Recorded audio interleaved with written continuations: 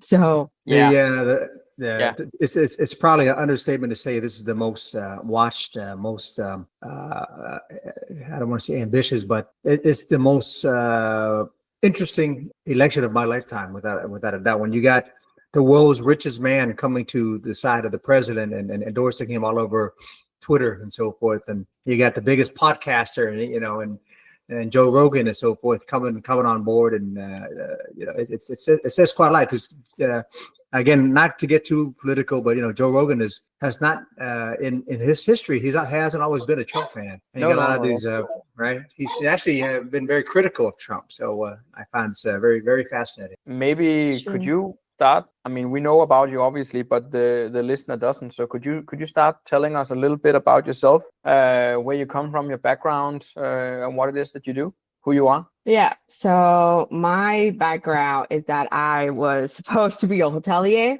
and then I worked in the hotel industry for like a couple of years in Dubai. And then I slowly made my transition into doing operation remotely. That was when the pandemic happened, I think in 2020. So I officially moved into remote operations since 2020, and I've started working with education tech, ad tech startups since then, and I've been working with companies from the US and Singapore, and then also Europe. My current company, there's not like a specific location, so our team is just like all over the place. So I can also say that I have been working with people from all over the places around the world for what you call since 2018. So that's 6 years, 7 years already. So yeah, I'm currently based in Vietnam, and my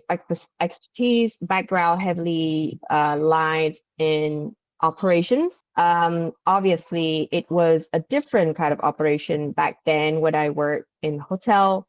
But right now, I'm doing operation customer service. I tap into a little bit of sales for remote startup. Right. Can you so you've been around, I mean, you've been doing this for six years now. So in 2018, was there such a thing as a remote remote work community in Vietnam? I reckon that there was, but then again, it's not something like popular because at that, maybe because I was in a completely different context, different industry.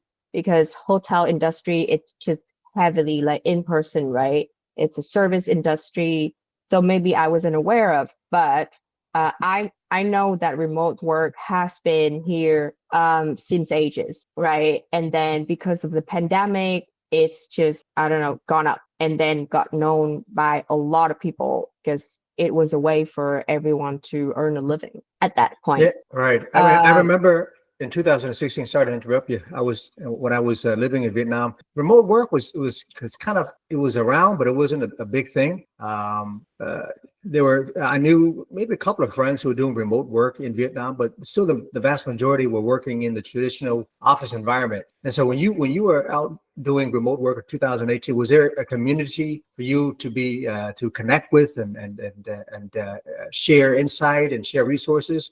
I guess that would be a good way to lead into how you started the community that you're growing now.